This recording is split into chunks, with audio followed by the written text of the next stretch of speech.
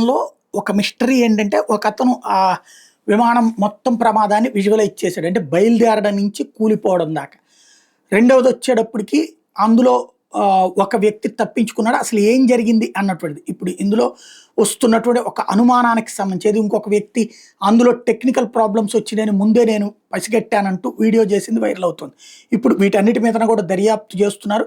అహ్మదాబాద్ ఘటన కొన్ని వీడియోలు అప్లోడ్ చేసి ఆ ఫ్లైట్ ఢిల్లీ టు లండన్ వెళ్ళే విమానం అని, ఆ విమానం అహ్మదాబాద్‌లో సాంకేతిక కారణాలతో ఎమర్జెన్సీ ల్యాండింగ్ చేశారని, ఫ్లైట్‌లో ఎయిర్ కండిషనర్ స్క్రీన్స్ ఏమీ పనిచేయడం లేదని వీడియో పెట్టేస్తున్నారు.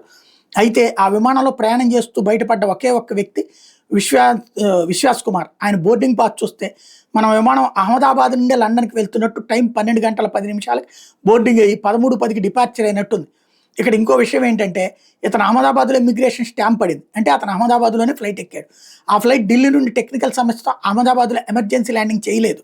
ఎందుకంటే అతను అహ్మదాబాద్‌లో ఫ్లైట్ ఎక్కాడు. ఒకవేళ ఆ ఫ్లైట్ అహ్మదాబాద్‌లో సాంకేతిక సమస్యలతో ఎమర్జెన్సీ ల్యాండింగ్ చేసి ఉంటే, ఈ ప్రయాణికుడు ఫ్లైట్ ఎక్కడం అబద్ధం అయి ఉండాలి. లేకుంటే ఆ ఫ్లైట్ సాంకేతిక సమస్యలతో అహ్మదాబాద్‌లో ఎమర్జెన్సీ ల్యాండింగ్ చేశారు. కొన్ని వీడియోలు పోస్ట్ చేస్తున్నారు.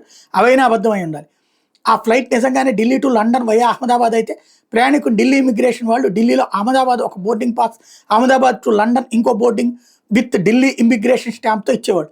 కానీ ఇక్కడ అహ్మదాబాద్‌లో ఇమిగ్రేషన్ స్టాంప్ వేసినట్టుంది. అంటే ప్రయాణికుడు బోర్డింగ్ పాస్‌ని బట్టి ఆ ఫ్లైట్ అహ్మదాబాద్‌లో ఎమర్జెన్సీ ల్యాండింగ్ కాలేదు. షెడ్యూల్ ప్రకారమే అహ్మదాబాద్‌లో ల్యాండ్ అయ్యి పాసెంజర్స్‌ని అహ్మదాబాద్‌లో ఎక్కించుకొని డిపార్చర్ అయిన తర్వాత 3 నిమిషాలకు ఫ్లైట్ తన 2 ఇంజిన్‌లు ఫెయిల్ అయింది. బ్లాస్ట్ ప్రమాదం జరిగింది. ఒకవేళ సాంకేతిక కారణంతో అహ్మదాబాద్‌లో ఎమర్జెన్సీ ల్యాండ్ అయ్యి ఉంటే అహ్మదాబాద్ ల్యాండ్ అవ్వడానికి ముందుగానే షెడ్యూల్ లేదు కాబట్టి ఆ పాసెంజర్ అక్కడ ఎక్కే అవకాశం గాని, లేక అహ్మదాబాద్‌లో ఇమ్మిగ్రేషన్ అయిందా అతను ప్రమాదం జరిగిన ఫ్లైట్‌లో ఎక్కే అవకాశమే లేదు. అయితే ఈ రెండిట్లో ఏదో ఒకటి నిజం అయ్యి ఉండాలి. ప్రస్తుతం ఈ ప్రచారం చేస్తున్నటువంటి వాళ్ళు అది గుర్తుపెట్టుకోవాలా.